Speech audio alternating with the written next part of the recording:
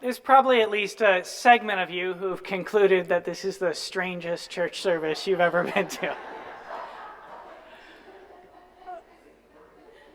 Avant-garde music, even if it's several decades old, is not typically part of the Sunday morning fare.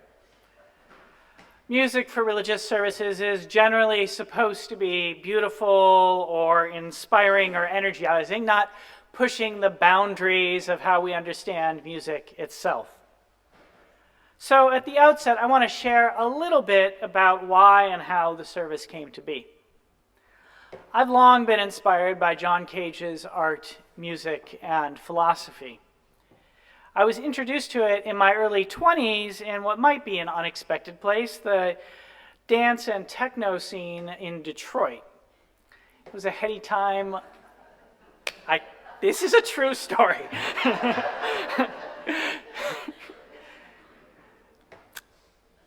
Actually, it was a true story, and I actually went back and looked at a pamphlet a friend of mine wrote about this when I was preparing today's sermon.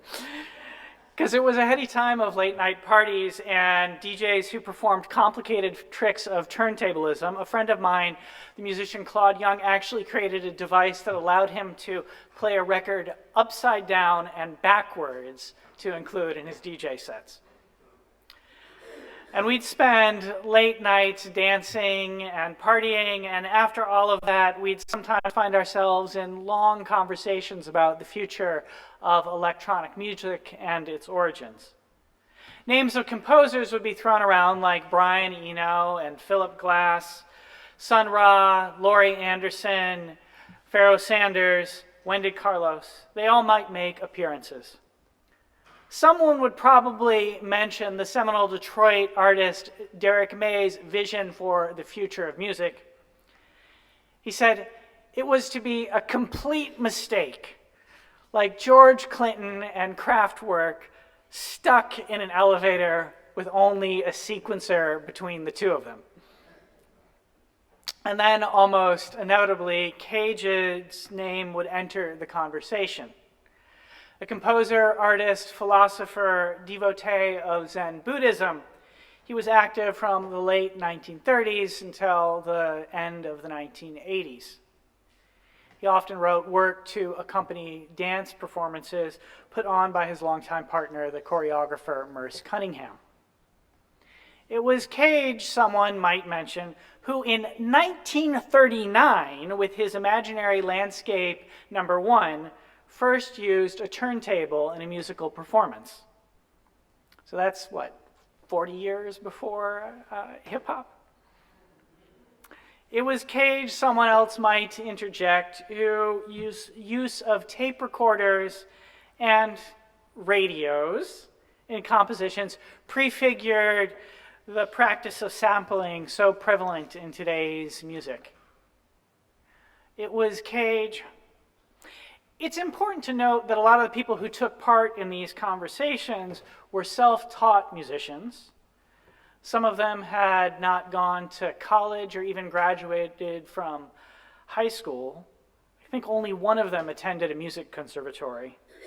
But they had cobbled together enough money to get 2 turntables and a microphone, a used drum machine, and they were passionate about playing dance music just about everywhere they could, which included some kinds of bars that I think I'm not supposed to talk about in the pulpit. So Cage. I got a bit older. I went to seminary in Chicago, and he was still somehow in the milieu. I studied with the Unitarian Universalist theologian Tandaica, who I think some of you know. She preached here about a decade ago and helped the congregation develop a small group ministry. She was deeply influenced by Cage. His music and philosophy helped her to articulate a theology that moved so many of you and so many Unitarian Universalists.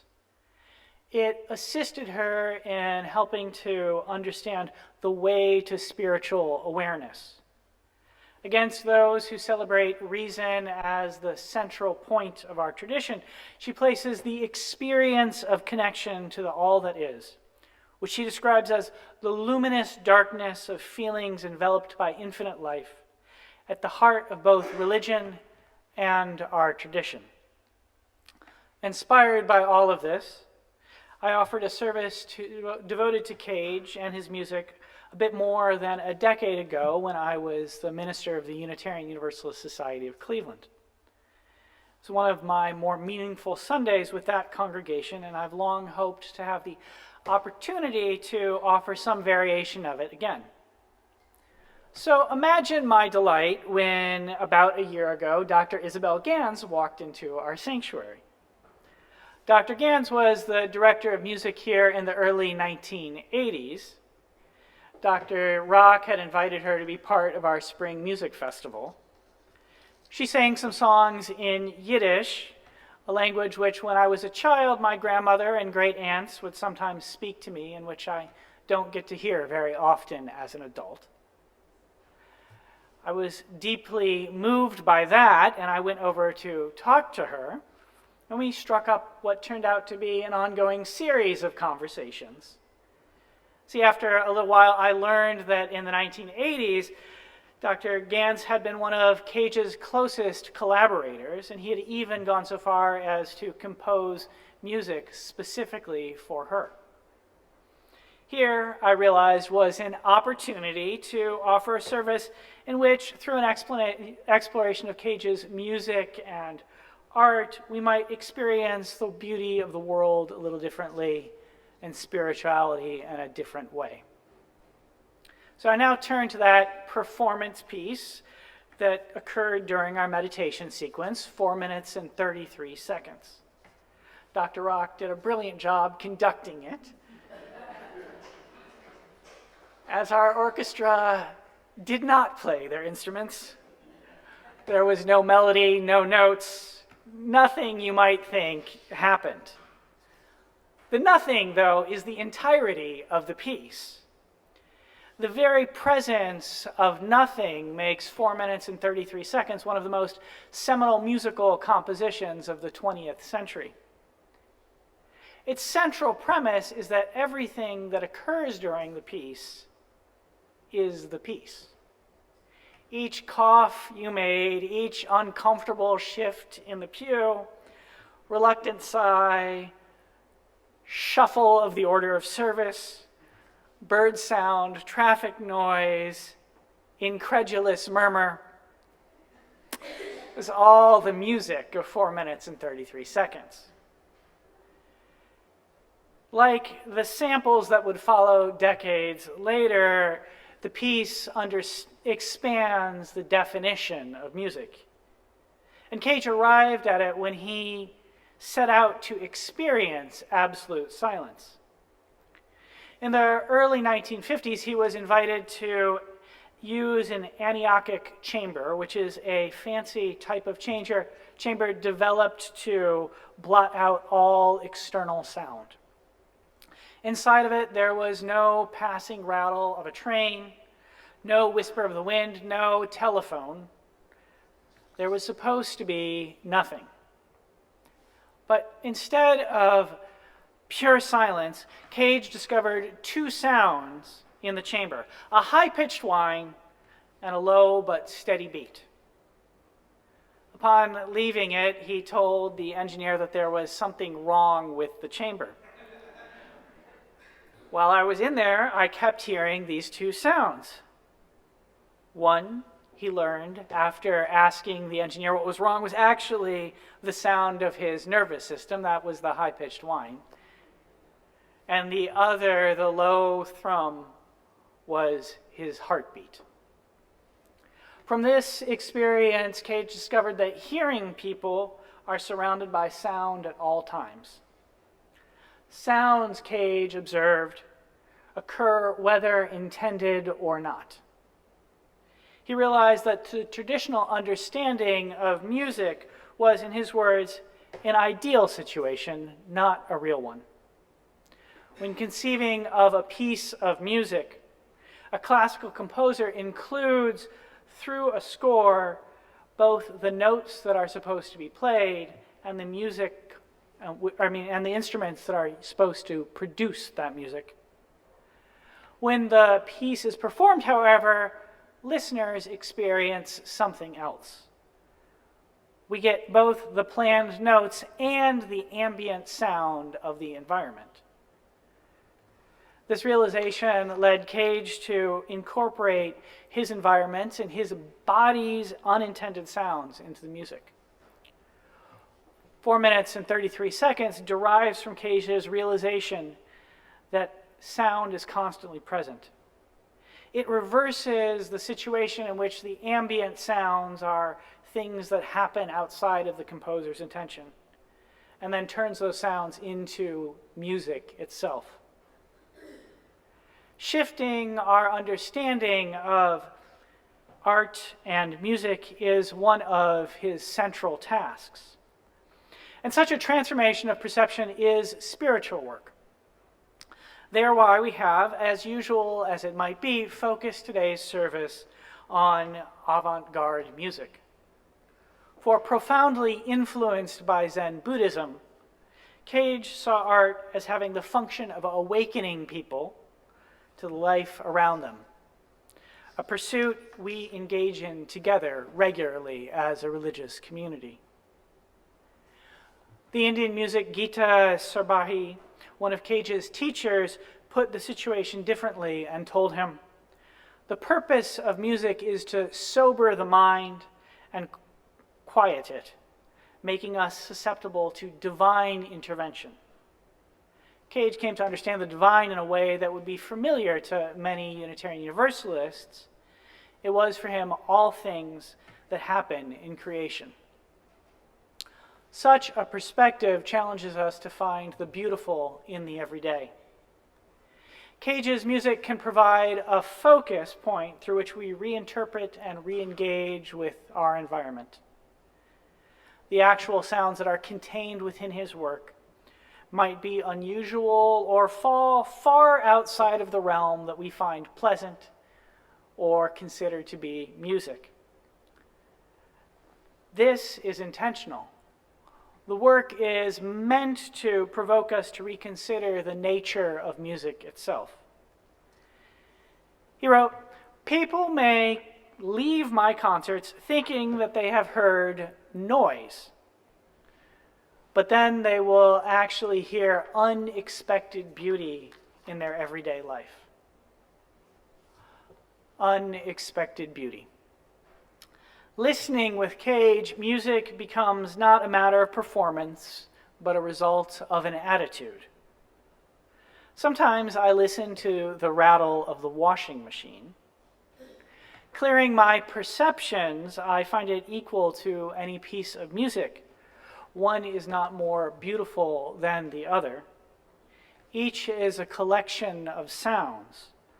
The bow drawn across a tense string, water and clothes pushing against the machine's metal, the piano's hammers hitting the wires, the jangling of dirt as it is shaken loose from fabric.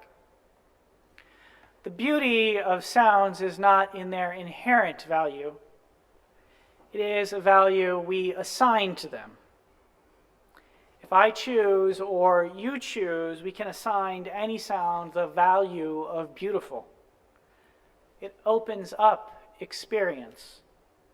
If, as Cage said, we got over our likes and dislikes, then we could fully engage with the world we encounter. He drew inspiration from the French artist Marcel Duchamp. Duchamp used his work to confront conventional understandings about the nature of art. He's perhaps most famous for his ready-mades. These were a series of ordinary objects that he signed, gave titles to, and then placed in art galleries. They included a bicycle wheel, a snow shovel, and most infamously, a urinal labeled fountain. Duchamp hoped to prompt us to see familiar objects in a different way so that when we encountered them in the space of an art gallery, we would ask questions like, are these pieces art? What is art? Are we surrounded by art at all times? The Frenchman's work had the desired effect on Cage. During an interview, he shared this story about seeing some of the ready-mades for the first time. His work acted in such a way that my attention was drawn to the light switch on the wall. Away, but not away, no, not away, but among the works of art. The white switch seemed to be as attention-deserving as anything else. I'll admit that Duchamp's work had a similar effect on me once. One afternoon, soon after learning about it, a friend of mine and I went to a grocery store in rural Ohio. There we encountered a clear jug of neon insecticide. The object was fascinating. It seemed beautiful and grotesque and problematic all at once. The jug of bug killer had as much of a story to it as anything else. It was unique. It had been conceived of by a human mind, built with human tools, and placed in front of me by human hands. Really, when I paused to consider it, I realized that it was the product of thousands of people's actions. The chemists who invented it, the workers who worked on formulating it in a factory, the truck drivers who delivered it, and the store clerks who placed it in front of me. Under fluorescent lights, it cast off a pale green beauty. For Cage, such experiences were an opportunity to celebrate the uniqueness of each object. During an interview with the scholar Joan Retlack, he reflected on a soup can in the supermarket. When you see a row of soup cans, you notice rather quickly and easily that light falls on each one differently. Each is separate from the other. They're only connected as ideas in our minds, but in reality, the light falls uniquely on each one, so that it is the center of the universe when you look at it, or is the Buddha, you see. So it is worthy of honor. In response, Retlack replied, presumably, the Buddha should be as useful as a can. With that response aside, Cage's point was that viewed with a certain perspective, everyday objects can trigger insight. Each object encountered is both unique and connected with everything else. Considering this fact can turn the mundane into the spiritual. Any sound we hear, any article we see, or touch is an invitation into deeper connection. The Buddhist monk Thich Nhat Hanh coined the phrase interbeing to describe the interrelation of all being. Han's name is likely familiar to some of you. Like Tendayaka, he spoke from this pulpit once. Bob Shibley spent some time in his Plum Village Monastery and then was inspired by him to help organize the Houston Zen Center.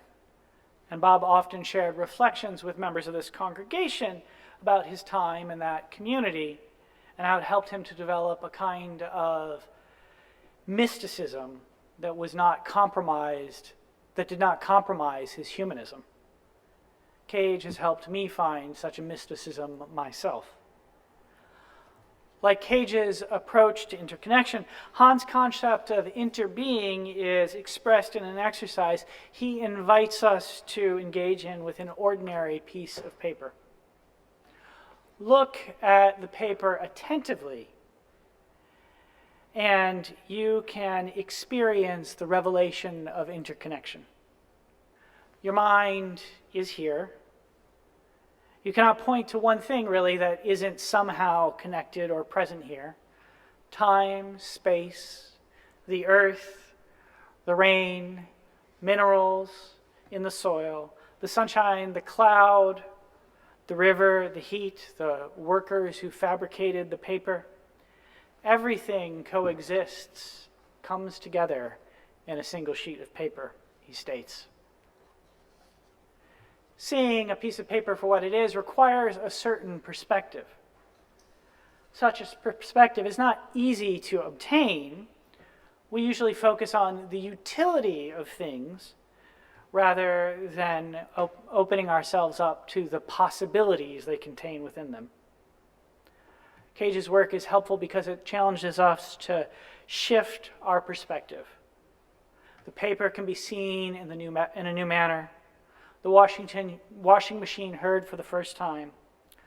The background sounds become the music itself. It's possible to cultivate this sort of perspective through spiritual practice.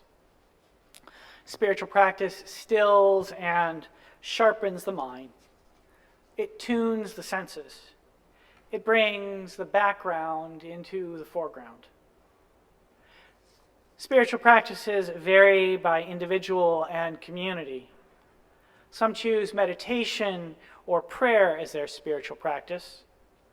Others prefer journal writing, painting, playing of an instrument, or a regular exercise routine. One of the things that I appreciate about Unitarian Universalism is that our tradition recognizes that there is something central to all of these spiritual practices, something that they share. And that is the opportunity to center the self, to point to the possibility of insight and have flashes of what Tendeka has described as that momentary experience, too vast and fleeting for religious belief, so intimate that the distance between the inner and outer worlds collapses. For Cage, composition was a spiritual practice. It brought him into tune with nature. He believed personality is a flimsy thing on which to build art, and sought to transcend it through chance operations in his later pieces. These are methods of generating art independent of conscious intent. Chance operations range from simple actions like rolling the dice to using the ancient Chinese method of divination, the I Ching, or a computer program. Cage developed a complex method for composition using the I Ching as a base. He would set some parameters for a piece and then flip coins to determine what series of I Ching divinations were to compose it. This stripped intention from his work and led him to argue it mirrored the natural world. What we do without purpose. The highest purpose is to have no purpose at all. This puts us in accord with nature, he wrote. Cage's understanding of the material world reinforced his views about music and art. His primary engagement with the natural environment was his passion for mushrooms. He foraged for fungi every opportunity he got and even wrote a beautiful book on the subject. Now, those of you who know me well know that I, too, share mushroom foraging as a spiritual practice. And a few of you have even gone on mushroom foraging trips with me. These are chance operations. We commit to a particular technique or really a specific area, pay attention and see what the world brings. Sudden shifts of a consciousness may occur. There is the inedible turkey tail. Let's avoid the destroying angel. And then the chance turn of a leaf. Before, there was nothing but the richness of humus of the undergrowth. And now the ground is littered with the flaming red wrinkles of cinnamon chanterelles. Reflecting on this dynamic, Cage said, "Ideas are to be found in the same way you find wild mushrooms in the forest, just by looking. The chance encounter of a mushroom is similar to the discovery of an unusual sound." He wrote, "A mushroom grows for such a short time, And if you happen to come across it when it's fresh, it's like coming across a sound which also lives for a short time. Cage believed that we are surrounded by beauty, writing beauty is underfoot whenever we take the trouble to look. In this attitude, I find echoes of the first source of our Unitarian Universalist Association, direct experience of transcending mystery and wonder. Cage's work challenges us to directly experience the world. It is not to be mediated through interpretation or explanation. It is just to be experienced. Openness leads to constant wonder. If this view has a limitation, it is ironically that for a Buddhist, it does not offer an adequate approach to suffering. Throughout his works, Cage never seems to wrestle with that subject very seriously. Instead, he focuses on the possibility of beauty. But I'm not so certain we should ultimately find all things beautiful. Torture, pain, the degradation of the environment, war, liking or disliking these things are not a matter of aesthetics, but of ethics. While there might be moments of beauty found within them, the iridescent whirls of oil on water, or the chance arrangements of destruction, it is probably best not to view them as beautiful. Doing so might lead us to complacency or acceptance. In the face of the world's problems, inaction is not a moral option. Art only pushes into life so far. It might be provocative to write, as Cage did, when the mystic Sri Ramakrishna was asked, "Why, if God is good, is there evil in the world?" He replied, "To thicken the plot." But this does little to inspire people into action. It is no doubt that my own rooting in a religious tradition, which has the objective, as we sometimes say, to build the world we dream about, that I find limitations to Cage here. He does not point to the path to that world. In some of his writings, he envisions an anarchist utopian society where work has been abolished and people respect the planet. But he never offers thoughts on how such a world might be accomplished. Such, though, was not his purpose. Instead, Cage offers us the invitation to experience the world as a blessing. Surely, that is the first step towards wholeness. He suggests that each movement we make is part of a dance, each breath the catch of a song, each object a thing of beauty. If we find beauty in the world, how can we do anything other than cherish it? As Cage said, every day is a beautiful day. Every day is a beautiful day. May you have a beautiful day, and so that it might be so, I invite the congregation to say, Amen.